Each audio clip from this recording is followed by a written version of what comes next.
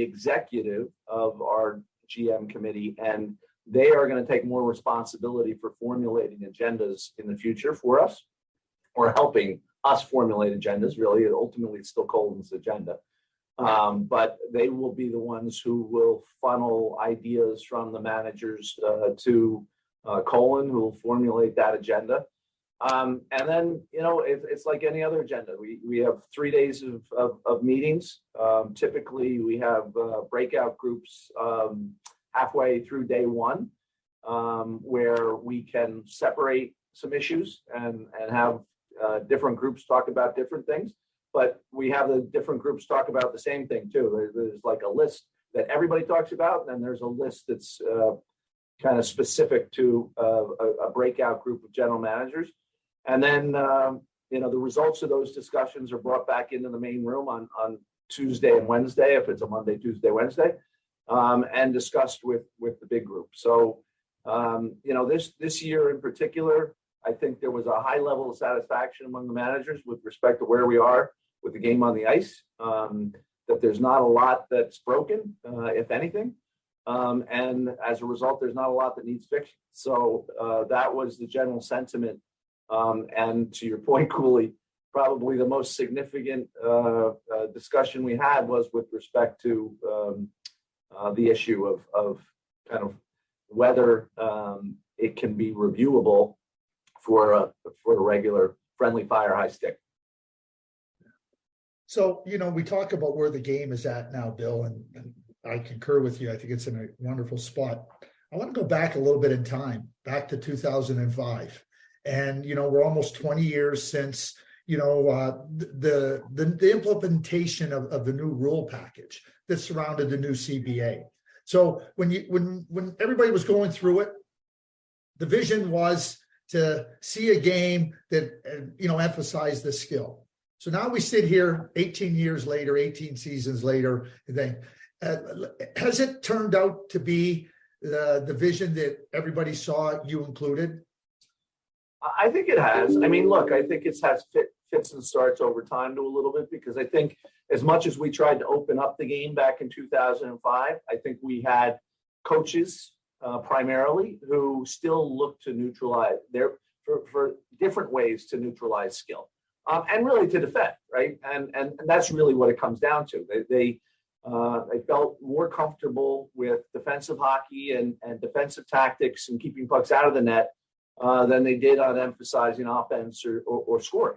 And we've had to develop and modify rules to deal with that, whether it be kind of the slashing initiative that we did 5, 6, 7 years ago, cross-checking initiative that we did 2 years ago. Those became different ways to defend that we hadn't seen before, and kind of creeped into our game as a way to neutralize skill. And what I'm encouraged about is that I do believe, well, there might be another defensive tactic that comes in and we're going to have to deal with it at appropriate. That's just the nature of things. I think our coaches are becoming far more offensive, quite frankly, or tolerant of creativity and offense, and far less demanding on the defensive side. Still important to play responsibly, but I think we've moved into an era where there's no fear to emphasize skill and scoring, and some view it as a way to win hockey games, and that's I think that's a positive development, at least for the fan who gets to watch our game. Loved what happened. Some people were complaining in October, November of 2005. Just go back. If you want to lose weight, if you want to get rid of debt, you got to pay the price. And, there are people, too many 5-on-3s. But, I mean, who would have thought, for those of us of the 70s and 80s vintage, that hooking, in theory, would be gone? Like, gone.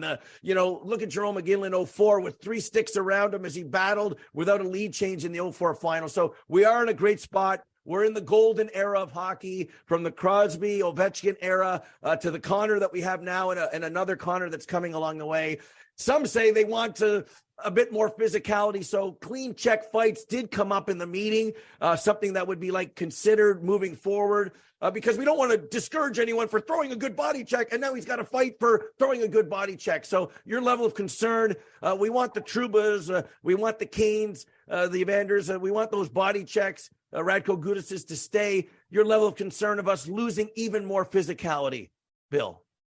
Well, I think obviously that was one of the issues that all of the breakout groups discussed, and it comes up from time to time as being a concern that, players sometimes have to answer the bell for clean body checks. And I think the sentiment, at least in my breakout group and then in the general group, was, maybe it's emphasis on the other side that the players shouldn't have to answer the bell for clean hits. And appropriate penalties or more stringent penalties are given for provocative actions after clean hits. So, I don't think this is a rule change. I really just think it's an interpretation of kind of how we handle those types of situations going forward and whether we tighten that up a little bit.